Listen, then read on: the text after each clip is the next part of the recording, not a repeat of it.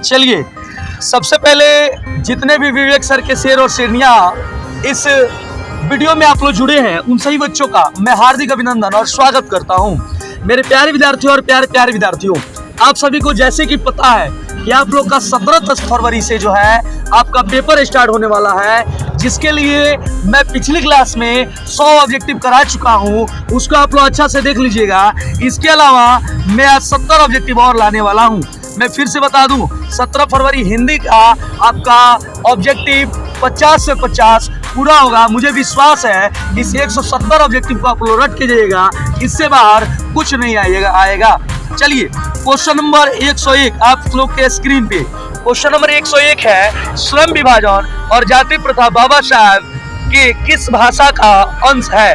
Cast in India, genesis and development, annihilation of caste, the jeopardies. तो इसका आपका सही जवाब क्या होगा? तो ऑप्शन सी होगा, annihilation of caste. Annihilation of caste. अगला क्वेश्चन है आपका 102 नंबर, सेन साहब की नई मोटर कार किस रंग की थी? तो आपका सही जवाब होगा काली। 103 नंबर क्वेश्चन है, मैक्स मुलर के अनुसार सच्चे भारत के दर्शन कहाँ हो सकते हैं? तो इसका सही जवाब होगा ग्रामीण भारत में। और ये क्वेश्चन 2026 में 100% आएगा ये क्वेश्चन। चलिए, क्वेश्चन नंबर 104 है आप लोग का, ध्यान दीजिएगा। 104 नंबर क्वेश्चन है, नाखून क्यों बढ़ते हैं कौन सा विद्या है? तो आपका ललित निबंध होगा, क्योंकि जितने भी रचनाएं हैं जो अंग से संबंधित होते हैं, जो निबंध, उसे ललित निबंध कहा जाता है। 105 नंबर क्वेश्चन है, मोहम्मद गजनबी के बाद किन शासकों ने अपने सिक्कों पर नागरी शब्द खुदवाया? मोहम्मद गौरी, अलाउद्दीन खिलजी, शेर शाह, अकबर। तो इसका सही जवाब मेरे प्यारे विद्यार्थियों उपयुक्त सभी होगा। सभी ने जो है अपने सिक्कों पे नागरी शब्द खुदवाए थे। अगला क्वेश्चन 106 नंबर है, बहादुर लेखक के घर से अचानक क्यों चला गया? तो इसका सही जवाब ऑप्शन सी होगा, लेखक तथा उनके परिवार यानी घर वालों के व्यवहार में परिवर्तन के कारण। क्वेश्चन नंबर 107 है मेरे प्यारे विद्यार्थियों, रामविलास शर्मा का जन्म कब हुआ? तो इसका सही जवाब होगा आपका 1912। क्वेश्चन नंबर 108, क्वेश्चन नंबर 108 है, पंडित बिरजू महाराज को संगीत भारतीय में कौन लाया था? तो इसका सही जवाब होगा कपिला जी लाए थे उनको। अगला क्वेश्चन है, द मादा मोजेल दा बिन्नो किसकी कृति है? तो ये पिकासो की कृति है। और मैं आपको बता दूं कि पिकासो वाला रचना जो है आपके 2026 में 100% आएगा। इसके बाद अगला क्वेश्चन 110 नंबर क्वेश्चन है, मछली के लिए मसाला कौन पीस रही थी? तो इसका सही जवाब होगा माँ। अगला क्वेश्चन 111 है, बिस्मिल्लाह खां और शहनाई के बीच किस मुस्लिम पर्व का जुड़ाव है? तो इसका सही जवाब होगा मुहर्रम। 112 नंबर क्वेश्चन है, आध्यात्मिक शिक्षा से गांधी जी का क्या तात्पर्य है? तो इसका सही आपका जवाब क्या होगा? हृदय की शिक्षा, व्यवहारिक शिक्षा, तकनीकी शिक्षा, किताबी शिक्षा। इसका सही जवाब होगा हृदय की शिक्षा। अगला क्वेश्चन है 113 नंबर, वाणी कब इसके समान हो जाती है? तीर्थ यात्रा के बिना, राम नाम के बिना, ज्ञान के बिना, परोपकार के बिना। तो इसका सही जवाब होगा राम नाम के बिना। और 113 नंबर क्वेश्चन एकदम 2026 का मोस्ट वीवीआई क्वेश्चन है, जो आपके पेपर में सीधे आएगा। अगला क्वेश्चन 114 नंबर है, रसखान ने चितचोर किसे कहा है? तो श्री कृष्ण को कहा है। 115 है, घनानंद किसके यहाँ मीर मुंशी का काम करते थे? तो इसका आपका सही जवाब होगा मोहम्मद शाह रंगीले यहाँ। इसके बाद क्वेश्चन नंबर 116 नंबर क्वेश्चन है आपका, स्वदेशी पाठ के अनुसार अब भारत में क्या दिखाई नहीं पड़ता?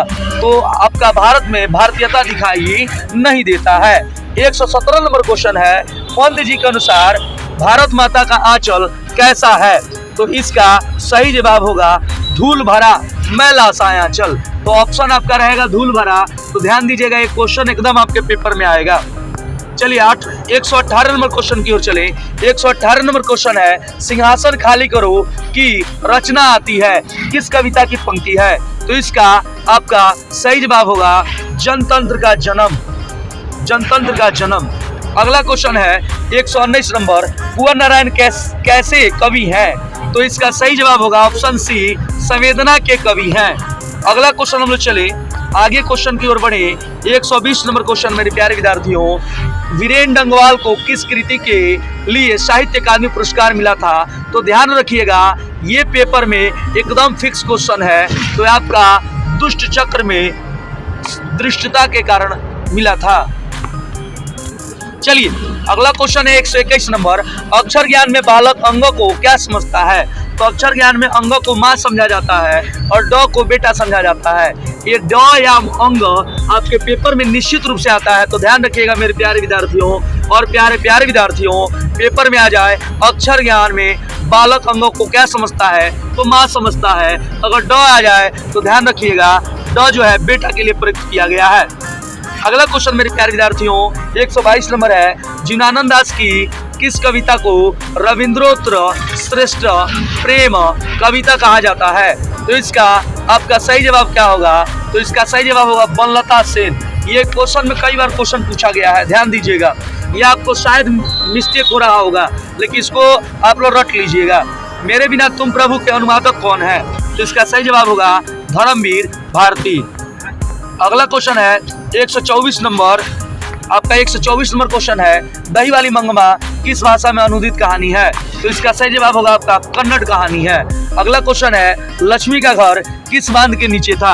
ये क्वेश्चन ऐसा एक साल भी नहीं गुजरता है जिस साल ये ना पूछे, लेकिन मुझे जहाँ तक उम्मीद आशा विश्वास भरोसा यकीन है मेरे प्यारे विद्यार्थियों, आपके 2026 में 100% क्वेश्चन पूछा जाएगा। इसका सही जवाब होगा ऑप्शन बी दले ही बांध। अगला क्वेश्चन मेरे प्यारे विद्यार्थियों 126 नंबर है। ये भी प्रश्न आपके पेपर में हूबहू छपने वाला प्रश्न है।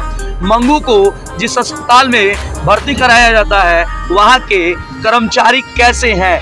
कठोर थे, कुशल और व्यवहार कुशल थे, अमानवीय थे, लापरवाह थे? तो इसका सही जवाब मेरे प्यारे विद्यार्थियों ऑप्शन बी होगा, कुशल और व्यवहार कुशल व्यक्ति थे वो। अगला क्वेश्चन है आपका 127 नंबर। बड़े डॉक्टर के अनुसार पपाती को क्या बीमारी थी? तो इसका सही जवाब हुआ मेनिंजाइटिस। और मैं आपको बता दूं 2026 के पेपर में ऐसा हो नहीं सकता कि ये क्वेश्चन ना आए, तो साफ इसको रट लेना है। समझ में आ रहा है ना सबको? चलिए बहुत अच्छी बातें हैं, सबको समझ में आ रहा है। भले आप लोग से फेस टू फेस बातें नहीं हो रही है, लेकिन समझिए आप सभी से जो है एकदम हम लोग कनेक्टेड हैं और पास में हैं। अच्छा से पढ़िए। अगला क्वेश्चन 128 नंबर। सीता के बड़े लड़के का क्या नाम था? तो बड़े लड़के का नाम कैलाश था। बड़े लड़के का नाम कैलाश था। चलिए मेरे प्यारे विद्यार्थियों, अभी हम थे क्वेश्चन नंबर 128 पे। सीता के बड़े लड़के का नाम क्या था? तो इसका सही जवाब मेरे प्यारे विद्यार्थियों आपका कैलाश होगा। चलिए अगले क्वेश्चन की ओर चलिए। 129 नंबर क्वेश्चन है आप लोग का मेरे प्यारे विद्यार्थियों। दही वाली मंगमा के कथाकार कहाँ के थे? तो इसका सही जवाब आपका होगा बेंगलुरु शहर के थे। और बेंगलुरु शहर में ही मंगमा जो है दही बेचा करती थी, पान खाते आती थी, और वहीं पे जो है लेखक की पत्नी को ही वो माँ जी की कहा करती थी। अगला क्वेश्चन 130 नंबर। ढहते विश्वास कहानी में किस नदी का भयावह दृश्य प्रस्तुत किया गया है? तो इसका सही जवाब आपका क्या होगा? तो महानदी होगा मेरे प्यारे विद्यार्थियों। अगला क्वेश्चन प का उच्चारण स्थान क्या होगा? तो आप लोग को याद भी होगा KTM 2 ट्रिक। तो मैं आपको बता दूं प जो है KTM DO से ओस्ट होता है, तो इसका सही जवाब ओस्ट होगा। आपका 2026 में 132 नंबर क्वेश्चन जो है एकदम फिक्स है, 100% इस पे लिख लीजिएगा आएगा। क्वेश्चन है यह कौन सा व्यंजन है? यह कौन सा व्यंजन है? तो इसका सही जवाब आपका स्पर्श व्यंजन अंतःस्थ वर्ण। तो इसका सही जवाब अंतःस्थ होगा। अगला क्वेश्चन 133 नंबर है। महर्षि का संधि विच्छेद क्या होगा? इसका सही जवाब ऑप्शन बी होगा महाधर ऋषि। 134 नंबर क्वेश्चन है। सदाचार में कौन सी संधि है? तो सत धन आचार इसका संधि विच्छेद होता है, इसे भी आप लोग याद रखिएगा। ये जो है आपके व्यंजन संधि का उदाहरण है। क्वेश्चन नंबर 135 की ओर चले मेरे प्यारे विद्यार्थियों। क्वेश्चन नंबर 135 है सेनापति में कौन सा समास है? तो सेनापति जो है इसमें आपका तत्पुरुष समास है, क्योंकि इसमें आपका कारक का उपयोग किया गया है। अगला क्वेश्चन नीलकंठ में कौन सा समास है? तो ये आपका बहुब्रीहि होगा, क्योंकि नीलकंठ भगवान भोलेनाथ को कहा जाता है और ईश्वर के जितने भी नाम होते हैं वह सभी बहुब्रीहि समास के उदाहरण होते हैं। और मैं आपको बता दूं तो नीलकंठ आपके 2026 में पूछा जाने वाला क्वेश्चन है। अगला क्वेश्चन आपका 137 नंबर है। बुराई में कौन सा प्रत्यय है? तो बुराई में आई प्रत्यय होगा। अन्याय में कौन सा उपसर्ग है? 138 नंबर क्वेश्चन है। अन्याय में कौन सा उपसर्ग है? तो इसका सही जवाब होगा अन्न। इसका सही जवाब होगा अन्न। अब अगला क्वेश्चन जो है हिमालय। चलिए तो हिमालय से गंगा निकलती है, यहाँ से किस कारक की विभक्ति है। तो मेरे प्यारे विद्यार्थियों मैं बता दूं, जहां भी से आता है तो दो चीजों में आता है, एक करण से, एक आपादान से। लेकिन आपको याद होना चाहिए कि जहां जुदाई होता है वो आपका आपादान पंचमी यानी आपादान पंचमी कहलाता है। तो इसमें आपका आपादान होगा मेरे प्यारे विद्यार्थियों। अगला क्वेश्चन 140 नंबर, मैं आप चला जाऊंगा, यानी क्वेश्चन पूरा होना चाहिए मैं अपने आप चला जाऊंगा।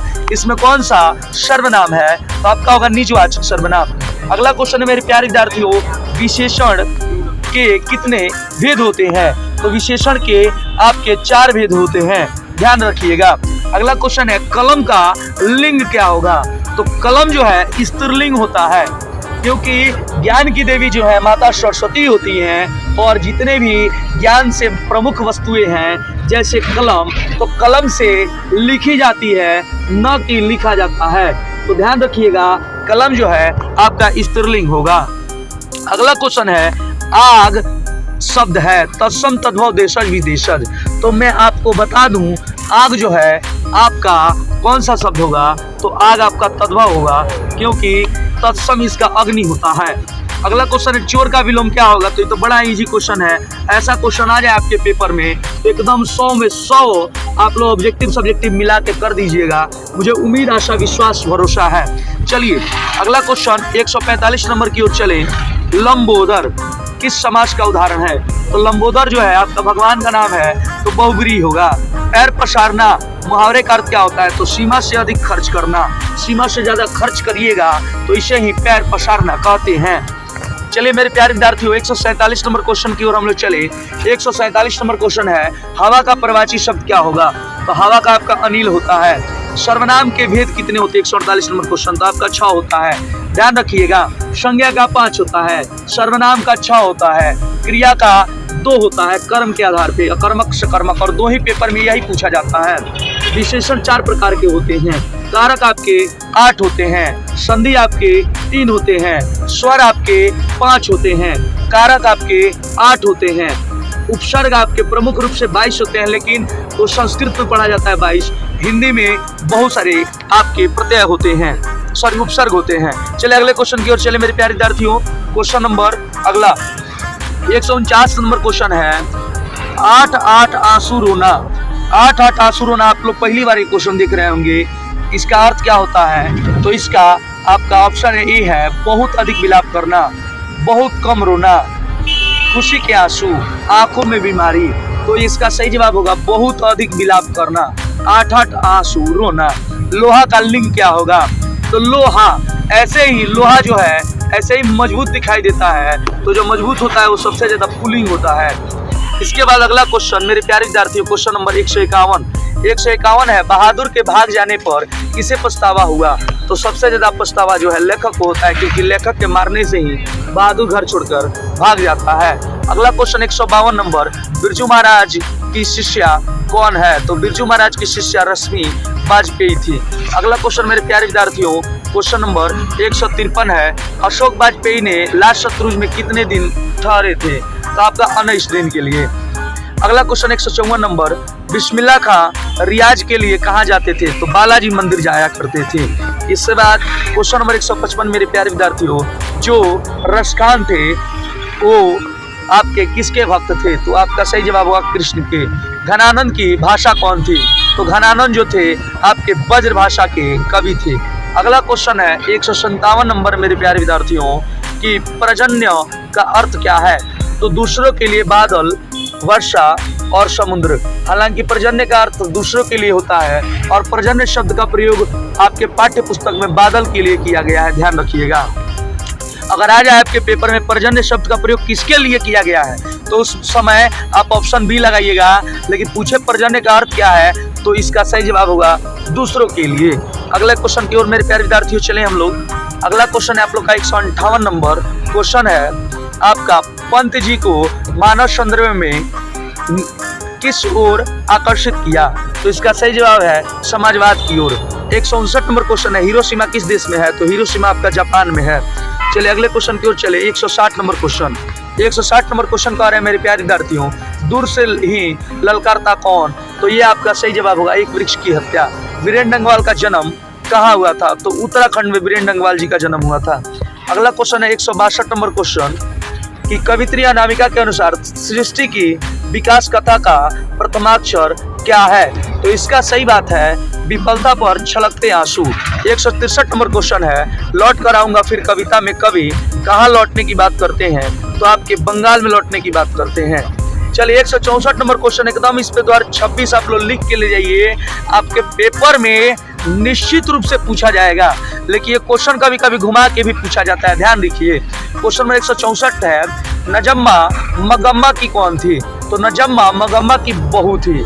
लेकिन ध्यान रखिए जो पहले पूछता है उसके पद को बताया जाता है। तो पहले नजमा पूछा है तो नजमा अगर आ गया तो महू है, और पहले मगम्मा शब्द आएगा तो सास है।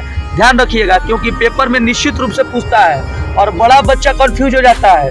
जैसे पहले है नजम्मा तो नजम्मा कौन थी भाई? बहू थी। तो ध्यान रखिए बहू पे मार दीजिएगा। सबसे फर्स्ट मगम्मा रहेगा तो सास थी, बात खत्म। और ये पेपर में एकदम आएगा मगम्मा का पैसा कौन लेना चाहता था? तो रंगम्पा लेना चाहता था। ये भी क्वेश्चन आपके 2026 में आएगा। रंगम्पा कौन था? तो एक जुआरी था। अगले क्वेश्चन 166 की ओर चलें तो 166 नंबर क्वेश्चन है रहते विश्वास में किस बांध के टूटने की चर्चा है? तो आपका क्या होगा? तो इसका सही जवाब है आपका क्या होगा? इसका सही जवाब होगा ऑप्शन बी दलेही बांध। 167 नंबर क्वेश्चन है मंगू की उम्र क्या थी? तो 12 वर्ष की थी बेचारी हो।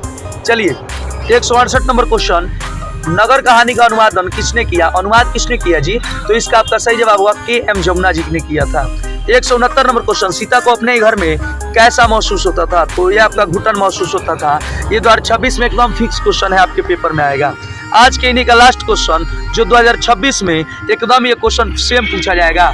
बुढ़ापा में कौन सा प्रत्यय है? तो बुढ़ापा में आपा प्रत्यय है। बुढ़ापा में कौन सा संज्ञा है?